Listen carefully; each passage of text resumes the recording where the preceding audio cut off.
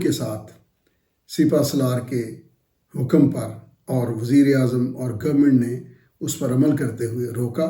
حد یہ ہے کہ جب یہ سمگلنگ روکی گئی تو سمگلروں نے اپنے نمائندوں کے ذریعے ہڑتالیں کروانا شروع کر دی کہ جی مزدوروں کا حق مرا ہے، اور حالانکہ مزدور جو ہیں وہ ان کے دھندے میں شریک تھے اور اہل کار تھے، مگر گورنمنٹ نے اس پر سمجھوتا نہیں کیا، سمگلنگ کو روکے رکھا اور روک رہی ہے مزید۔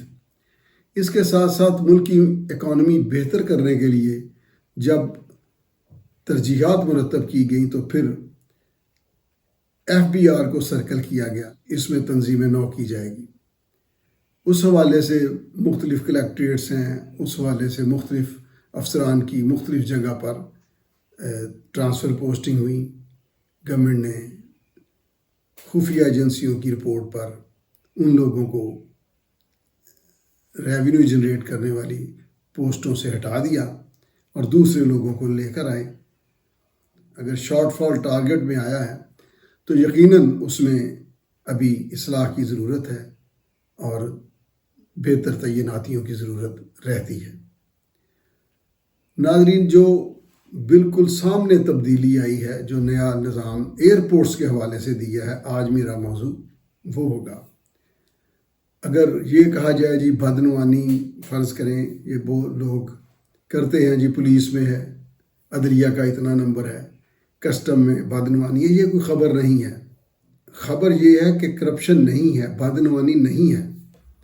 اب کچھ لوگوں کا روزگار جڑا ہوتا ہے فیک نیوز کے ساتھ، انہوں نے فیک نیوز دینا ہوتی ہے۔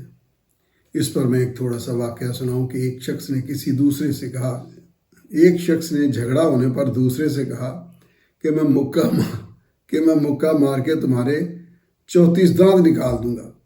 اس کے برابر کھڑے شخص نے کہا کہ دانت 34 نہیں 32 ہوتے ہیں۔ تو پہلے نے کہا مجھے پتا تھا تم بولو گے، تمہارے 2 دانت میں نے پہلے ہی ڈال دیے تھے اس میں۔ تو جب یہ جس طرح ایک ادارہ مربوط ہوتا ہے، شاید پاکستانی ادارہ اتنا مربوط کوئی نہ ہو جتنا یہاں پر کرپشن کا نظام مربوط ہے۔ اس میں زرد صحافت بھی شامل ہوتی ہے، اس میں سیاست کے لوگ بھی ہوتے ہیں، اس میں بیوروکریسی بھی ہوتی ہے جو ان لوگوں کو تعینات کرتی ہے جو ان کے کماؤ پتر کہلاتے ہیں۔ وہ جب تکلیف پہنچتی ہے تو پھر فیک نیوز بناتے ہیں کہ جی یہ فلاں ہو گیا فلاں ہو گیا، یعنی الزامات کی بات کر رہا ہوں۔ جو FBR کی تنظیم نو کی جا رہی ہے اس میں